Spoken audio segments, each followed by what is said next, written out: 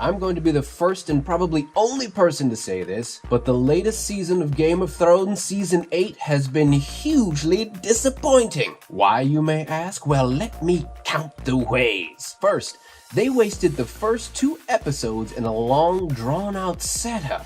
Granted, this is what they typically do in each season, but in this final season, they're only gonna have 6 episodes. You can't waste 1/3 of your time with slow, boring reunions. Set up for a half an episode at most, then get to the good stuff, the blood and the guts, the war for Winterfell. And oh, don't get me started on the war for Winterfell. First off, it was too dark.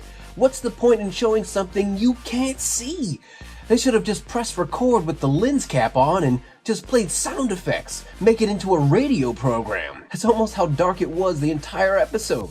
I mean, who came up with the idiotic military strategy? Let me send the Dothraki into darkness with no plan. How can you fight if you can't see?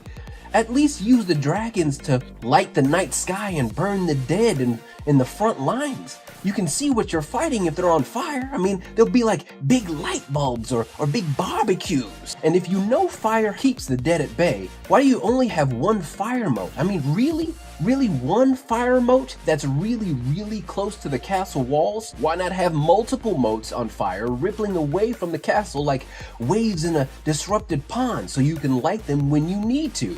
So okay, alright, the dead get into the castle and they're killing and slaughtering thousands of people and none of the main characters we care about die? I mean, really? You're saying Jorah the Andal and the girl who killed the giant, she dies, but who cares? I could not care less about them as characters. Come on, kill the dragon girl or kill Sam or Brienne of Tarth.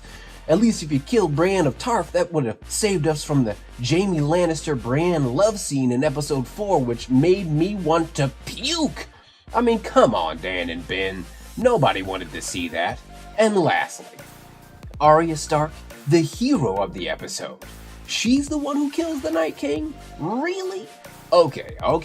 I get it. They alluded to it earlier on in earlier seasons, but if Jon Snow couldn't sneak up on the Night King without him noticing, how can Arya Stark sneak past the army of the dead, the Night King's blue buddies, and the Night King himself without anyone noticing? All of you out there are willing to accept this? I mean, I guess if no one in Winterfell could notice a Starbucks cup sitting on the table, then maybe they could overlook all the poor storytelling transgressions as well.